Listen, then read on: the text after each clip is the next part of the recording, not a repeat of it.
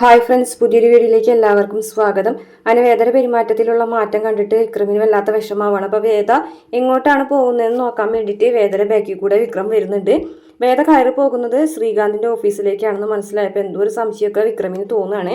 വേദയാണെന്നുണ്ടെങ്കിൽ ശ്രീകാന്തിൻ്റെ ഓഫീസിലേക്ക് നേരിട്ട് വരുന്നുണ്ട്. അപ്പോൾ ശ്രീകാന്ത് ആണെന്നുണ്ടെങ്കിൽ തൻ്റെ ഡിമാൻഡ് പറയാണ്, വിക്രമുമായിട്ടുള്ള ഡിവോഴ്സ് പേപ്പറിൽ ഒപ്പിടണം.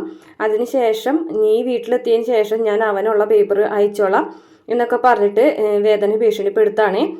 അങ്ങനെ നിർബന്ധിച്ച് വേദന കൊണ്ട് ആ ഒരു ഡിവോഴ്സ് പേപ്പറിൽ ഒപ്പിട്ട് മേടിക്കുകയാണ്.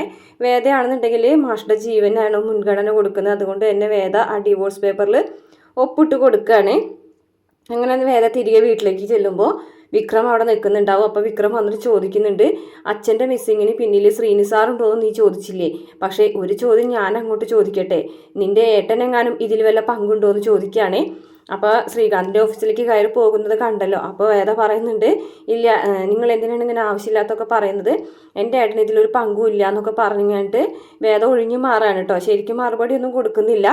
അങ്ങനെ ഒഴിഞ്ഞു മാറിയിട്ട് അകത്ത് ചെന്നിരുന്ന് വീണ്ടും കരയിനെ കാണുമ്പോൾ ശ്രീജ വരികയാണ്. എന്നിട്ട് ശ്രീജയാണെന്നുണ്ടെങ്കിൽ കുത്തി കുത്തി വേദനയോട് ചോദിക്കുകയാണ്, എന്ത് പറ്റി മോളെ, നിനക്ക് എന്താണ് പറ്റിയത്? ഇന്നലെ മുതൽ വന്നപ്പോൾ തുടങ്ങിയിട്ടുള്ള ഈ ടെൻഷനും കരച്ചിലുമാണല്ലോ, എന്തെങ്കിലും ഉണ്ടെങ്കിൽ പറയുന്നൊക്കെ പറയുമ്പോൾ വേദയാണെന്നുണ്ടെങ്കിൽ ശ്രീജയടുത്തിയോട് ദേഷ്യപ്പെടുകയാണ് കേട്ടോ. ഒന്ന് സ്വസ്ഥമായിട്ടിരിക്കാൻ സമ്മതിക്കില്ലേ, ഒന്ന് എഴുന്നേറ്റ് പോകുമോ എന്നൊക്കെ ചോദിക്കുമ്പോൾ ശ്രീജയ്ക്ക് വല്ലാത്ത സങ്കടമായിട്ട് ശ്രീജ പൊട്ടി കരഞ്ഞുകൊണ്ട് വേദന മുന്നിൽ നിന്ന് എഴുന്നേറ്റ് പോകുകയാണ്. വേദയാണെന്നുണ്ടെങ്കിൽ എല്ലാവരും വെറുക്കാൻ വേണ്ടിയിട്ടുള്ള രീതിയിൽ സംസാരിക്കുകയാണ്.